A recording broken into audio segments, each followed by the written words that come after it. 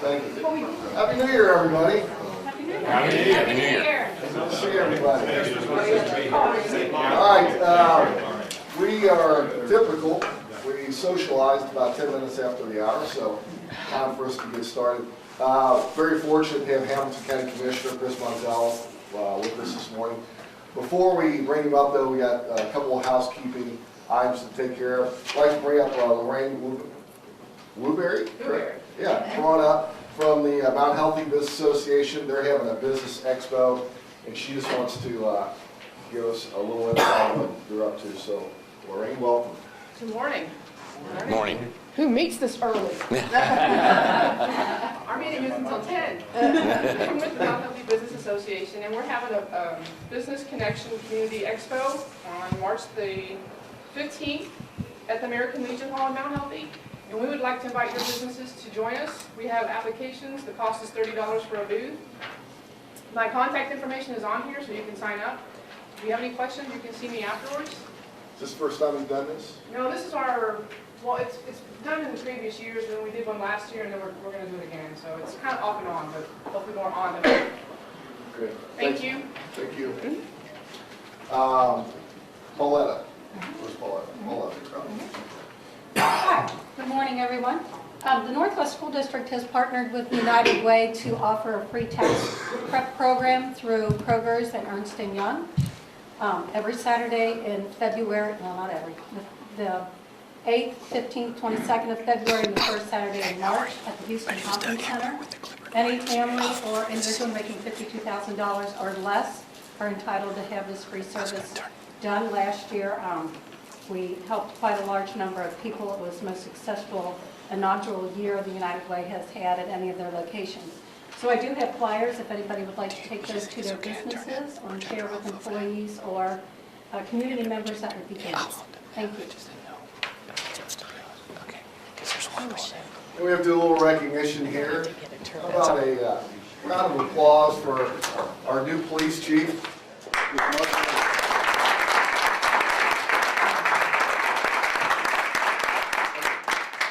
Jack me, I just want to have a chance to say hello. I've had the chance and the pleasure of working with most of you in the last 6 years.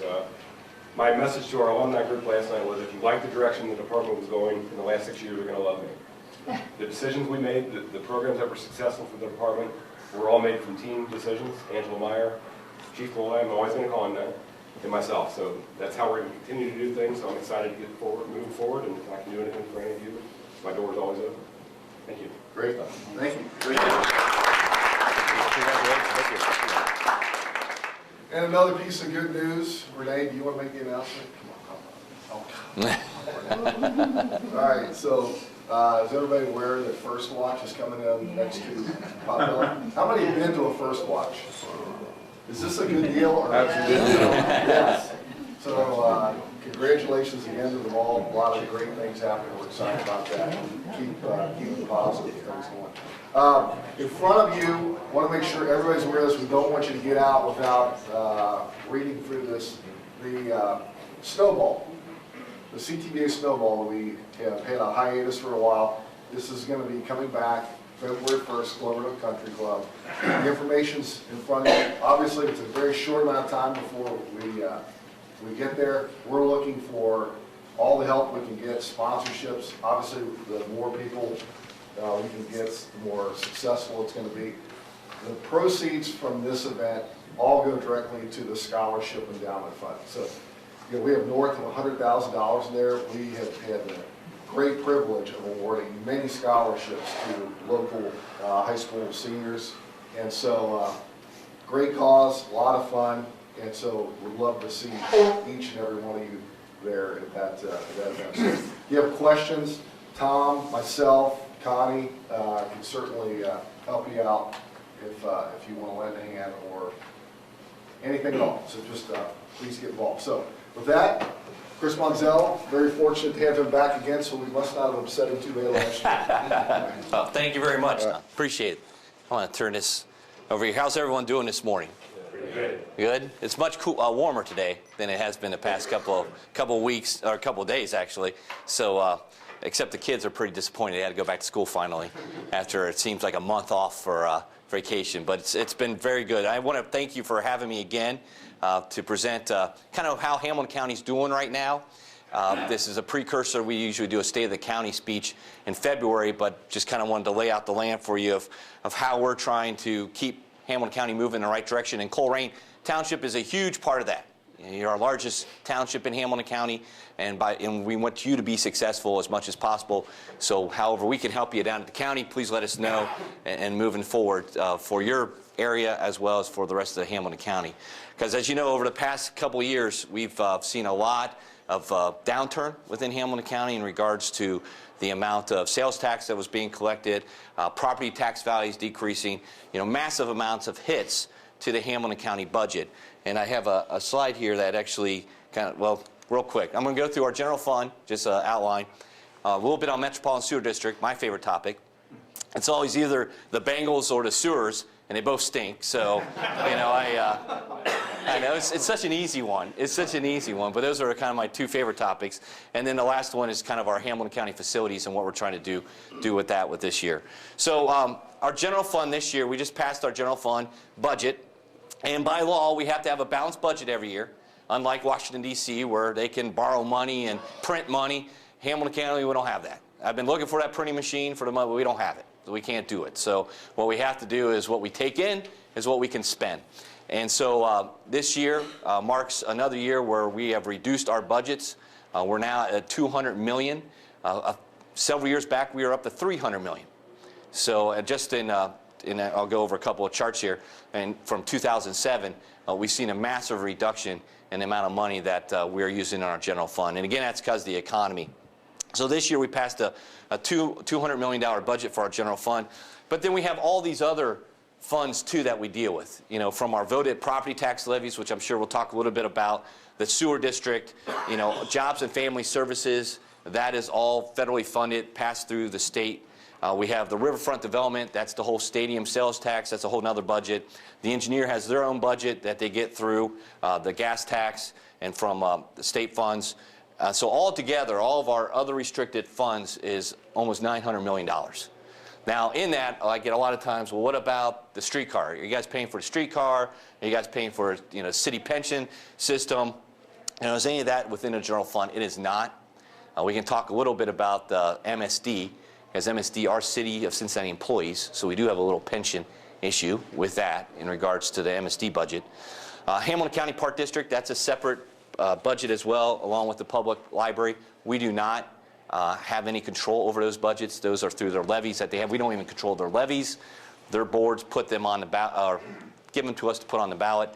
We don't set them. They're set by their independently appointed boards for both the Hamilton County Park District and the public library and the health district as well. So as you can see, we're really just kind of dealing with $200 million, which is a lot of money. And what is in the general fund, as you can see from those massive bubbles there, it's mostly public safety. So almost 70%, over 70% of our budget deals with public safety. It's kind of the law and order. So we have the sheriff's department, and then you have the whole court system. So just like to show law and order, that's what really drives the general fund for us. And that's everything from the jail to the courthouse, the clerk of courts, the prosecutor's office, the sheriff's department. All that is driving our budget. And then we have debt service, where we're just paying off the loans that we're taking out. And then everything else is about almost $10 million. So it's really driven by the public safety factor. And then how do we get the money in? Where's our money coming from? Again, a major portion of it is through the sales tax. And I'm going to talk a little bit about the sales tax. It used to be 6.5% here in Hamilton County.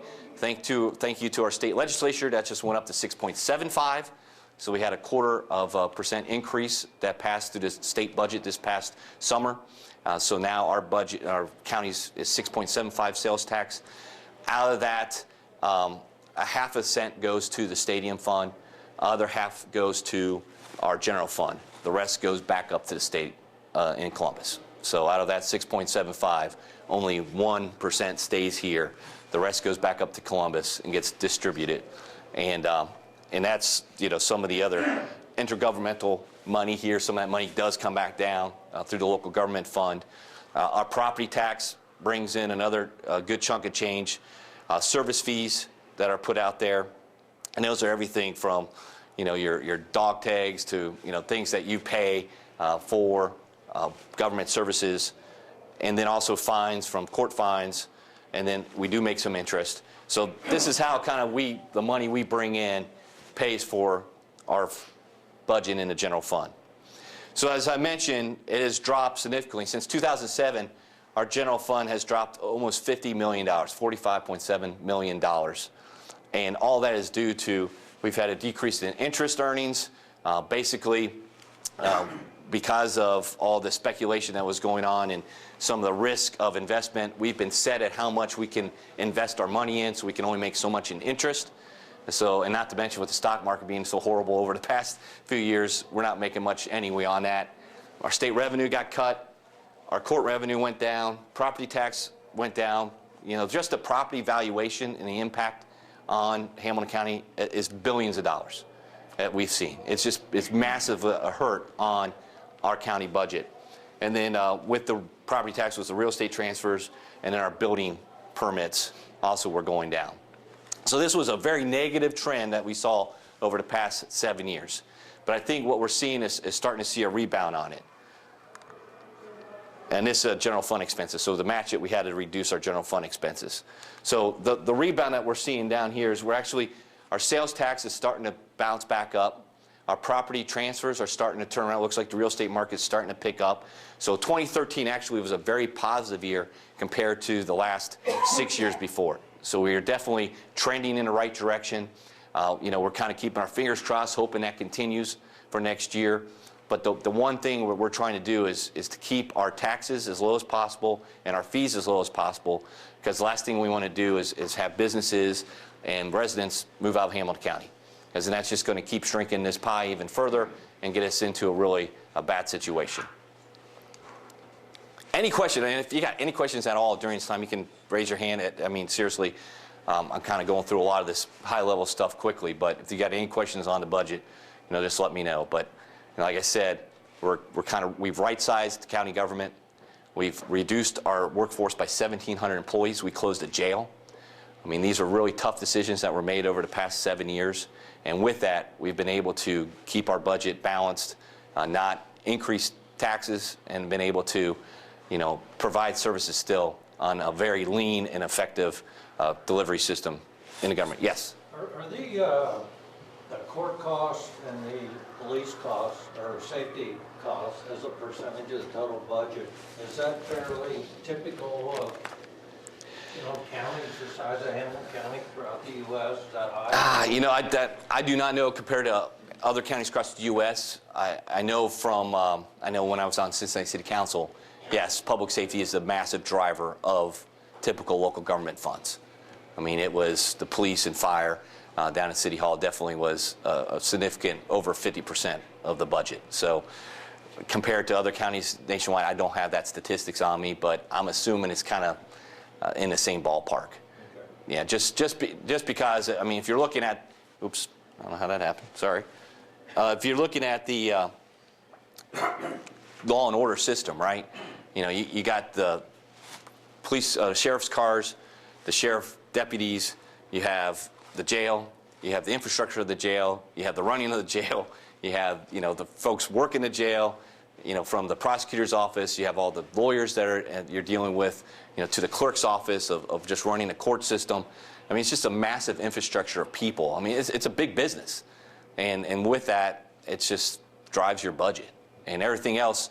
And because the Board of County Commissioners believes public safety is the #1 priority, it's one of the basic functions of government is to protect the citizens, we're not going to cut that. We're going to try to work with them to kind of lean out their processes. And, they had to lay off folks over at 1,700. Some of those were public safety. We had to close the jail. But our whole focus is we need to keep that, intact as much as possible. So other areas have been hit dramatically. So you walk through some of our county buildings, and I'll talk that a little bit, and there's just empty cubicles everywhere where we used to have people. So one of the big, when I was saying about the vitality of Hamilton County and making sure that we're still successful and having families and businesses stay here, one of the massive drivers on that is the Metropolitan Sewer District, which I'm going to talk to you a little bit about right now. So the Metropolitan Sewer District is created back in 1968, and it was an agreement between the City of Cincinnati, Hamilton County, and other jurisdictions. So you had, you know, the Madeiras, the Lovelands, you know, Anderson Townships, Colerain Townships, all the folks came together and said, hey, we're going to create a sewer district that can be effective instead of having all these little, you know, individual sewer districts, and, you know, actually save us money and be really cost effective and efficient. So that was really great. That was back in 1968, right? The world seemed pretty good back in 1968. That's the year I was born. So, you know, there was different people down at City Hall, different people running the county. Fast forward 45 years, and now what we're seeing is a dysfunction between our operator, the City of Cincinnati, and what's happening, what we're trying to do with the county running the Metropolitan Sewer District. So we still have 4 years left in this agreement. It's a 50-year agreement. So in 2018 it expires, and at that time we'll make a decision: do we want the City of Cincinnati to still run this, or are we going to do something else? So we'll talk a little bit about that. But during this past, let's see, it was 2006, we got sued by the federal EPA, the Ohio EPA, and the Sierra Club for our sewer system because we have a combined sewer overflows whereby our sanitary sewers, the stuff's coming from your house, are combined with storm sewers. And we are blessed here in Hamilton County, have a lot of rain. We have a lot of rain and we have a lot of hills. So all that rain comes in and just flushes down and goes right into those combined sewer overflows. And next thing you know, you got sewer floating in people's backyards, you got backups in people's basements. And because of that, Metropolitan Sewer District got sued to fix the system. And so the federal government came in and said, yep, you guys got to fix it, and here's what you need to do. And so with that, we entered into a consent decree whereby we have to spend approximately, in 2006 dollars, $3.2 billion, billion with a B, $3.2 billion to fix the system. And we got two phases. Phase one goes till 2018, that magic year. 2018 is when the contract expires with the city. The second phase starts after that, but has no end date. So this consent decree can go on for as long as the federal government says until we fix the system. And fixing the system is separating these combined sewer overflows and eliminating, you know, these backups in people's basements and sewage in people's backyards. So with that, we have to pay for this. And let me jump ahead to this great chart. So this is, I call the mountain. So that $3.2 billion is now, in 2013, 2014 value, over $4 billion. $4 billion. So you're talking roughly, what, over 8 Paul Brown stadiums? So this is the largest public works project ever in Hamilton County history, ever. I mean, this is massive. And everything in the blue is what we've covered so far. Everything in the green is what's coming if we follow through and actually spend $3.5 to $4 billion. So how do we pay for this? Well, we don't use income tax. We don't use sales tax. We don't use property tax. What we pay for is the rates that folks are paying in their water bills, which I call now a sewer bill, because if you look at it, it's 2/3 sewer cost, 1/3 water cost. So that's how it's being paid. So when I say about Hamilton County being healthy and vibrant, this is going to be the thing that could crush us. Because the next thing you know, people are going to look at their bills and say, you know what, Butler County's not paying this. Indiana's not paying this. Claremont County's not paying this. You know, why are we? Yes, ma'am. Isn't Cincinnati only been half and half, and we're paying 2/3? I'm sorry? Isn't Cincinnati's rates cheaper than ours? I don't think so. Actually, their rate's going to go up because they increased their water rates by 22%. So. Years ago, my dad got involved with that, and he said that the water was like half and half, most of the same sewer. I heard it charged out here, but Yeah, I can look into that, but I believe it's set the same rate. I know Greater Cincinnati Water Works have definitely increased their rates this year as well for the improvements they're doing to their system. But in general, all rates are going up. Sounds like a train's coming through. Yeah. I mean, it's a streetcar. You guys need a streetcar out here in Colerain Township, right? It's going to save everything. So because of the rates are paying for this, the ratepayers, and that's businesses and that's, you know, families are paying for this. We've had to increase our rates in the past few years. So since 2011, we had an 8%, then we got a 5% and a 6%, which sounds horrible. But when you look at what they wanted us to do, they wanted a 10%, 12%, 15%, and continue on, double-digit rate increases for the next 20 years. So in order to keep this as low as possible of rate increases, we have to keep our cost as low as possible. And so that brings us back to how we're doing these projects. My question to our lawyers with the EPA was, well, you know, what's the definition of fixing a system? Is it getting the water out of the system? Because if that's the answer, if I can do it for $2.5 billion, is that okay? And they're like, well, you know, the federal government kind of wants both. They want you to spend the money, but they want you to fix the system. And I'm like, well, I think we should be able to have opportunity to save money and do things cheaper. So we had a pilot program. I might have heard about the Lower Mill Creek project down in South Fairmont, where we said they wanted, the EPA, within the actual consent decree language said, you shall build a concrete tunnel that's 30 feet in diameter, that's 200 feet under the ground, that would run basically from Hopple Street all the way down to Guest Street, and it will collect 2 billion gallons of stormwater. That's all the tunnel is going to do, is just collect water. So that cost to build that tunnel was about $550 million for just one project. $550 million. Now, if you see any government project like that, you know it's not going to be $550 million by the time it's done. You know, it's going to be $600, $700 million. Incredible amounts of money. So MSD came up with the idea of saying, well, why don't we do something different? Instead of building this tunnel to collect this water, why don't we divert the water? Why don't we daylight an existing stream, Lick Run, that will collect, you know, we'll make it a little bit wider, that will collect that water, and then we'll have grasslands so it can spill out and be collected within the plants and grasses that are planted down there. So it saves two things. One, it's a heck of a lot cheaper to build. It's about $240 million to build that system. And two, since you collect it, if you collect it, the EPA says you have to treat it. So there's another cost. If you collect that water in that tunnel, you have to treat the water. Well, if we just divert it back in the grass, we don't have to treat it. So you're saving your cost in two areas, by keeping it cheap in the build aspect, and then you don't have to treat it afterwards. So we passed that. The EPA agreed. So we actually have them thinking you can do these things differently. And actually, it's a pilot project that they're looking at for us to other counties and other areas in the country to utilize. We're going to do another one like that. That's over in the Reading-Evendale area, SSO 700. We're going to be eliminating that. Again, that was another one that was written in a consent decree that we had to fix, where they wanted us to come in and put a massive concrete system in place and a treatment facility. Again, lots of money to build those type of things, hundreds of millions of dollars. But we're going to try and do the same idea of can we do things differently and develop a, you know, the Mill Creek area down there, as well as utilize wetlands to collect that water. Yes? Where's that going to be? Then it's in the Evendale. It's kind of south of GE plant, so it's kind of in that Evendale, Reading, Sharonville, Laughlin area. So in it, there's about 7 or 8 jurisdictions that are affected by it. And we just kind of had some kickoff breakfasts in November and December with the communities to get them on board to start working it. The main difference is the city drove the South Fairmont Lick Run project because it was in the city of Cincinnati. The county is going to be driving this one up at the SSO 700 project because it's dealing with 7, 8 different jurisdictions.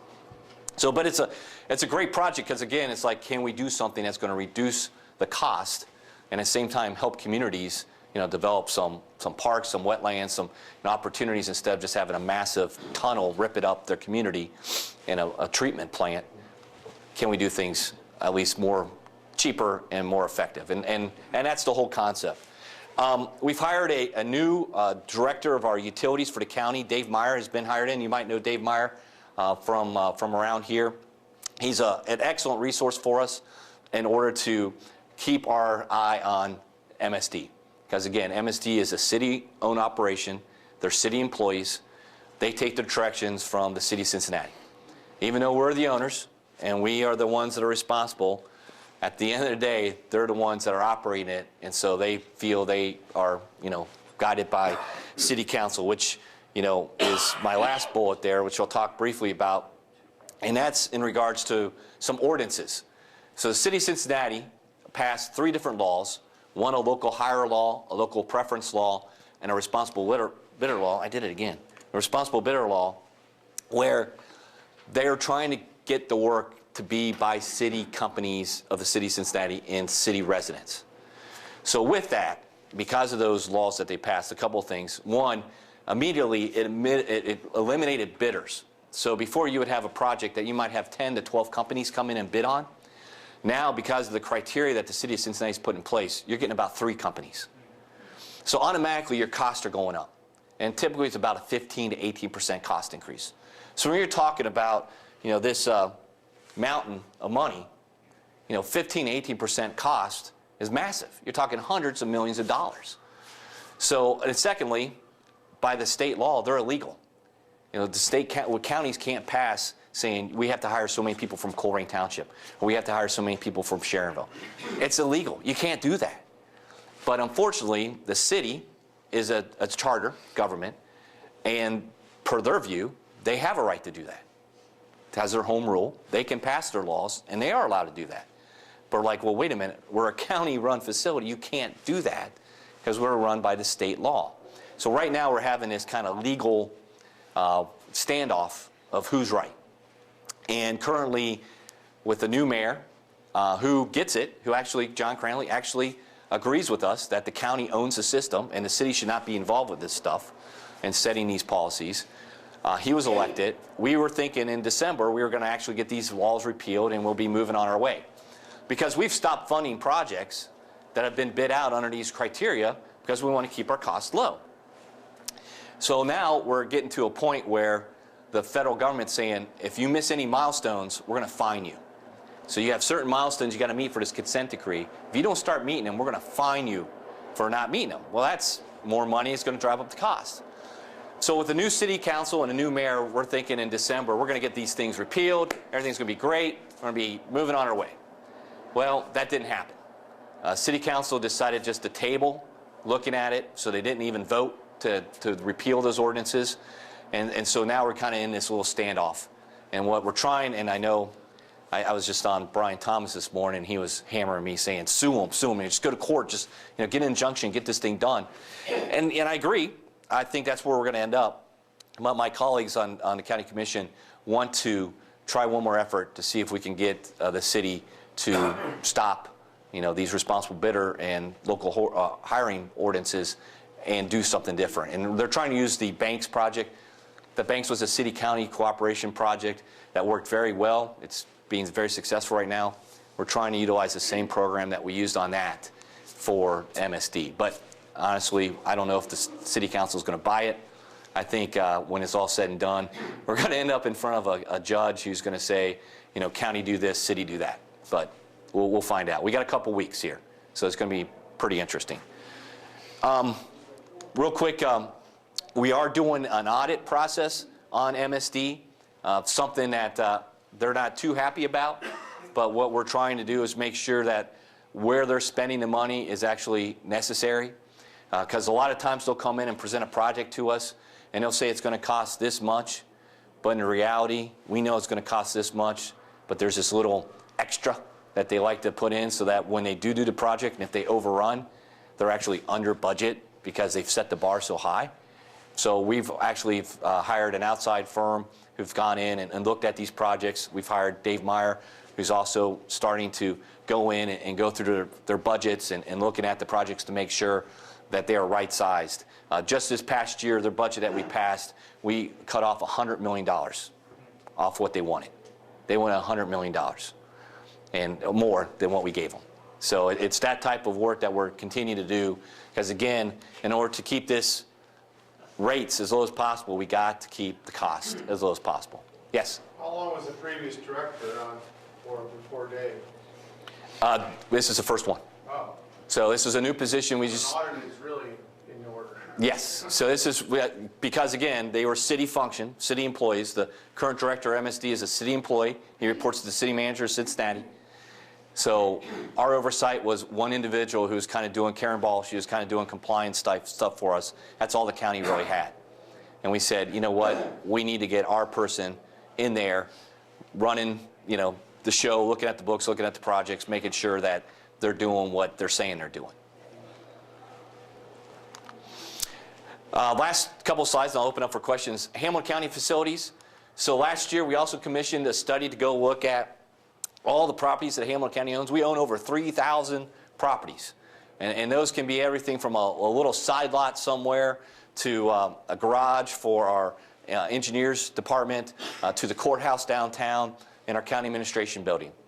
And as I said earlier, we have decreased our employees by 1,700 over the past few years.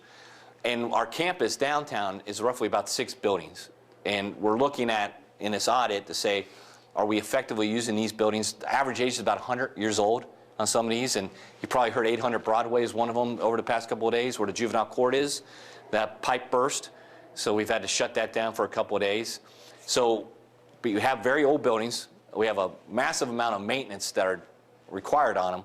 Is there a better way to operate county government? Because we're not actually utilizing all the buildings to 100% capacity. So we actually have some that are at 80% capacity or even less. So can we consolidate, just like any business? If you have a whole bunch of buildings, why don't we move some folks over and see if we can sell some off or turn them over and lease them out? So that's the process that we're going to do. We got our first report back in December.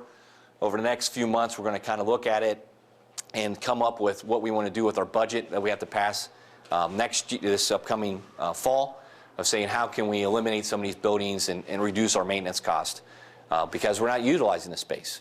Like I said, we have a lot of empty cubicles on some of the floors of our county buildings. You know, how can we better manage our space and save money for our budget? One, and this is my, I think, last slide, one thing we are discussing right now that you might be aware of is the Mount Airy facility that was owned by Mercy, Catholic Health Partners. They have offered the county this facility for free. They said they would donate it to us. And so there's an opportunity that we're looking at of saying the coroner needs space. A crime lab is something that we're in desperate need of. The prosecutor's office and judges and the police chief association say, hey, it'd be great if we have a better crime lab down here so we can get cases turned around quicker. So we're looking at the opportunity of taking this donation and turning it into a new coroner's facility with a crime lab, co-locating some of the back offices of the sheriff's department that are at the jailhouse right now, that if we move them from the Justice Center into this facility, that could actually open up room in the jail to get more beds in there. So it's in that whole consolidation plan of how do we want to operate our county government. The Board of Elections is another one. We're leasing space right now for the Board of Elections to use downtown. If we put them in there, is there opportunity to save money? So that's a decision we're going to be making here probably in the next 3 weeks of whether or not to accept this donation and to move those facilities in there. Now, there is going to be a cost. I mean, because we have to, even though you're getting this building, that's great, you're still going to have to make changes to it. You're still going to have to renovate it, so there's going to be some renovation cost. But we would sell the coroner's existing building that's on UC's campus. UC's very interested in that. So there's a chance of getting a chunk of change there that would help offset some of those costs. And then you have the operating costs that will be added to that of having this facility now. So there's a big kind of cost-benefit analysis we're running through over the next couple of weeks to make the final decision.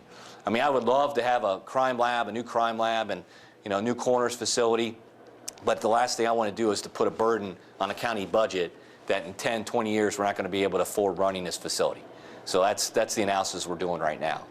So that's all I had today. Just kind of a highlight of the different things we're working on. Like I said, I think we're moving in the right direction. We've right-sized county government. We're living within our means, and we're trying to come up with better ways to operate in order to keep saving money and reducing the tax burden on Hamilton County residents. So any questions you might have? This is exciting stuff, man. This is exciting. Local government's exciting, yes. I'm not very knowledgeable about it, so I had a quick question about the sewer district project. So It stinks. It stinks really bad. the government wants you to, find ways to get rid of this water. But what about the types of sewage systems that people have? Because Yep. like, there's such a variety. I know I live in Miami Township, and God, through the years, just on our own street, it's been lawsuit after lawsuit, and them coming out and listening Oh, yeah. and finding you and realizing these things are on a timer. Is that part of this, that the fact that so many of the systems need to be changed to a different type of system being addressed? Well, I think there's two things there. The first one is the existing sewer system we have is hundreds of years old. I've been told when they were digging up some stuff downtown, there was still some wooden piping that was being used. Wood, right? I mean, this is 100+ years ago. So that is one of the big drivers is we have a system that back 100 years ago when it was built, it could handle what it was. And back then it was okay to put storm water in with sewage water. Heck, it was better than the sewer water being in the street, right? So to them it was an improvement. But for your second question about existing systems that aren't on sewers, there is the health commissioner is coming and looking at those systems that are polluting neighborhoods and communities and going after them and saying you got to go onto a sewer system. And that's kind of being driven by the health commissioner, state law. Right now the state of Ohio has a law that if a sewer is coming down your street and you're within so many feet, I think it's 200 feet of that new sewer, you have to tap into it. So even if you already built a new sewer septic system in your house that costs tens of thousands of dollars, state law now forces you have to tap into that system, which is also another tens of thousands of dollars cost. But the priority is to collect this water and... For the consent decree, that the priority is to separate the storm water from the sewer water. Okay. So if septic systems don't really play into that, okay. It's more of the sewer system. Okay. But there is a play that's going on from the health district in the state of Ohio. So that's a state issue. Yeah, that says if you have a system that's broken down or if you have a sewer coming by, you got to tap into it. Okay. Which we're, honestly, from the county's perspective, trying to find out a fair balance. Because it's really not fair that if you did just buy a new septic system last year for $10,000, that you have to junk it. So we're working to come up with a legal way to give you credit, to say, and prorate it. So kind of like, a used car of, well, if your septic system's 1 year old versus 10 years old, we'll give you, $10,000 credit versus a $1,000 credit. Again, coming up with some actuary tables of saying how do you do that fairly and legally.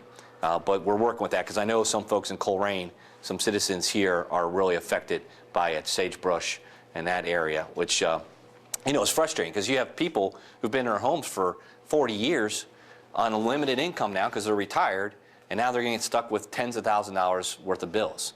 And by the way, the county, Hamilton County is the only county in the whole country that actually gives a credit already for you tapping into a sewer system. We give a $12,000 credit, which is a chunk of change, but it's not enough when you're talking about $20,000 or $25,000 bill that you're getting stuck with to tap into the sewer.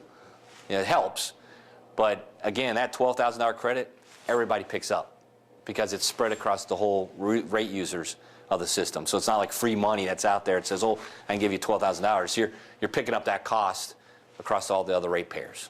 So we tried to do something that was fair because of what was happening with the consent decree, but at the same time, it's you're putting a burden on other folks. Well, Yeah. About 15 years ago, the Northwest School District removed the old Montford Heights Elementary School and rebuilt it. And what they found was that the maintenance cost was well over $100 a square foot for the old building, and if they removed the building and built a new building, they could get that maintenance cost down to about $15 a square foot. And the recovery time was 3, 4, 5 years. I don't have the exact number, but that, in my mind, makes the best sense. And besides that, there was air conditioning that wasn't there before, the flow of traffic and all the new technology comes through.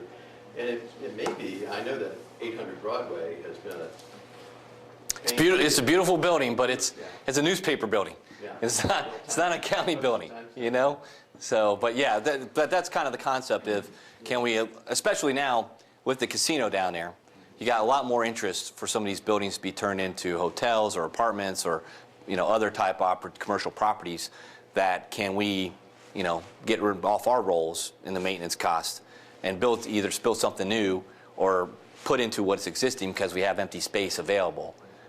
That's the idea. And I represent several McDonald's restaurants, and it's much easier just to bulldoze the whole thing and start over. I noticed the one over here, so that's very nice. I worked at McDonald's when I was in high school, so yeah. I'm a huge McDonald's fan, believe it or not. So, but yeah, that's the concept. Yes? What's the status of the jail capacity issue? So right now, Quiet for a while. yeah, well, honestly, Sheriff Neal has come up with some unique ways of handling the overcrowding, one of which is how he defines people coming into the Justice Center. If you're defined a certain way, you, and this is, again, kind of in the justice legal realm that I'm an engineer, so I don't know all the specifics, but because he defines them a certain way, he can detain them and not be considered a prisoner, so therefore he can hold them a little differently than how he would if it was a prisoner. And because of some of these rule changes that he's implemented, he's been able to reduce the amount of the revolving door. Now, there's still a revolving door. I mean, there's so much you can handle down there. But because of how he's classifying some of these individuals, he's being able to hold on to them longer than if it was the previous way where, hey, you get put back on the street within 2 hours. That's one. Second thing he's looking at is electronic monitoring units. So this is where you get the ankle bracelets.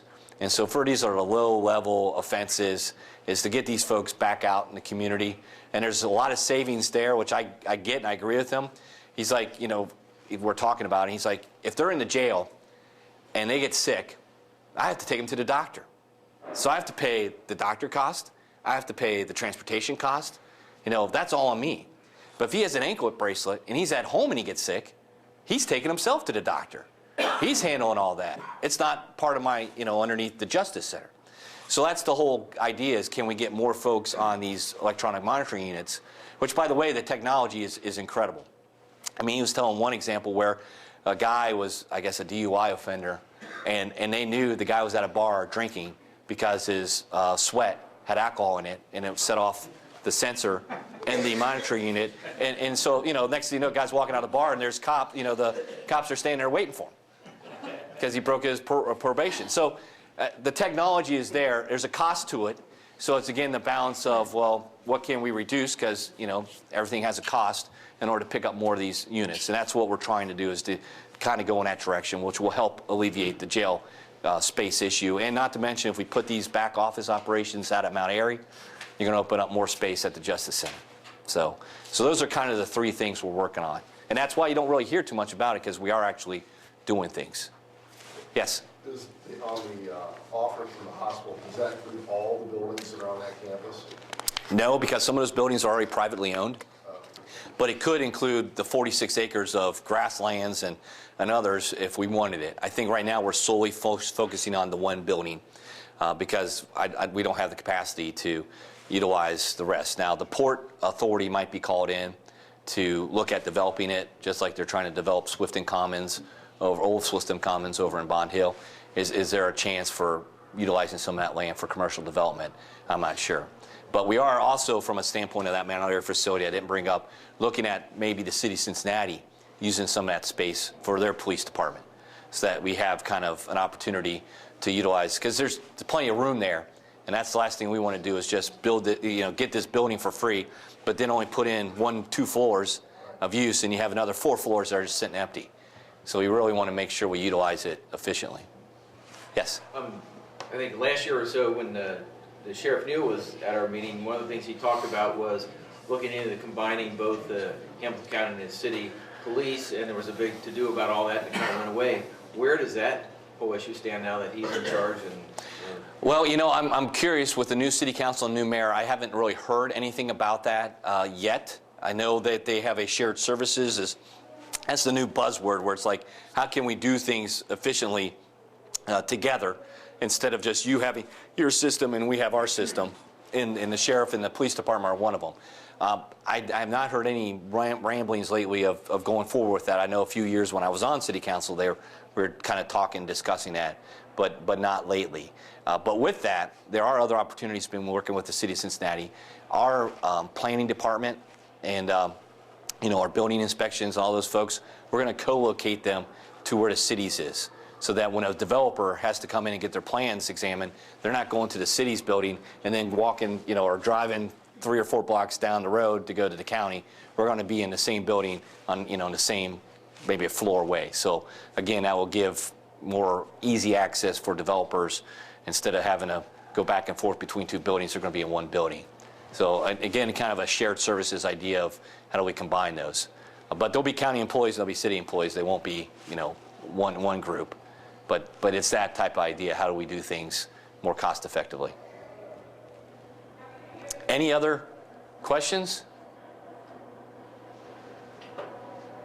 All right.